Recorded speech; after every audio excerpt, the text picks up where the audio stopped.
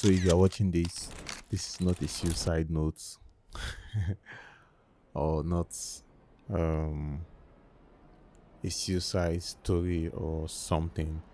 It's just one of those thoughts I've had, or maybe one of those thoughts you've had in your mind, and it's about death.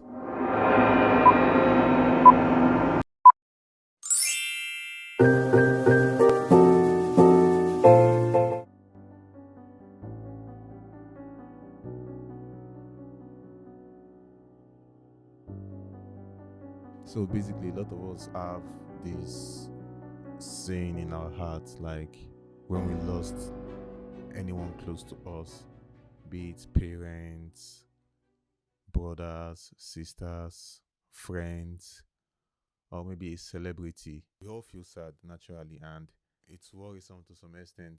Why we tend to be sad for that cause, because if you look at it, we cry when we are being delivered, like coming out from our mom, and at the end of the day, she's happy. Do you get? And when death comes, we don't cry, but our loved ones, they do the crying for us, while we just be somewhere around. So me trying to talk about death is that because at the end of the day, death will touch every one of us. It's just a matter of time. So the least thing that would happen is asking ourselves one question or the other. What legacy have we put in place? What are the things we have done that has affected someone close to us? What are the things that we have done that makes people love us more? And what are the things that we have done? Maybe how bad have we lived our life to some extent? Because I usually say something that no one is good. It is only God that is good. And the fact that we all are human beings and we are not perfect, it means that we should give it a thought, like we should have it in mind that the universe itself has something for every one of us. The future is just there to complement whatever thing we tend to do now. So death is smiling at every one of us, and all we could do is smile back at death. I tend to digest it and look for a way to say, okay, if death is something we all should be scared of, to some extent, we are all afraid to die. Like when we see it within our eyes, like when you see death face to face, we are all afraid. But when it happens, I don't think there's any fear in us anymore. Those that are dead, they are in a better place. Like when I'm in a better place, they are not suffering like we are suffering anymore. They are not entering or jumping bus. They are just living their life somewhere around. Maybe if they live a fulfilled life, of course, heaven. And if the kind of lifestyle they live didn't go well with our maker, then purgatory or hell, from our own belief. And if you look at traditionalists and other things, they'll tell you they are going to meet their ancestors. Traditional aspect of religion or maybe our lifestyle doesn't really explain things like the aftermath. Do you get? It only tells you that you should do the needful, you should do the right thing, you shouldn't wrong anyone, you shouldn't cause your fellow man to cry or something. So it's that deep to some extent. I know it's relatable to some extent, and am I doing the right thing? Even the good book has its own 10 commandments. There are different kind of gods. Even in our own local society, there are different type of god. There is god of iron, there is Amadioha from the Igbo side, there is Songo, there are a lot of gods. So if these gods are answerable to a supreme being, yes, of course, it's more of like trying to create a pathway for you to do better. So the day we all died, or the day we all tend to like leave this earth, it should be it should be a day for we looking back at those we love. Okay, then maybe looking back at the things we should have done, and then maybe get a second chance in another world. Death is not the opposite of life, but a part of it.